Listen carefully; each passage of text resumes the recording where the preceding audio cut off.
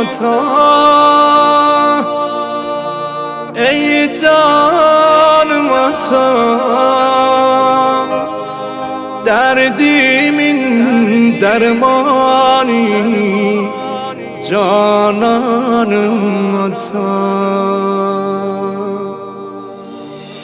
Bir gün görüşerik seninle ata, senin akam aldı dünya menne. Karanlık mezarda neler çekirsen, ele ne rahattır yüreğim senle.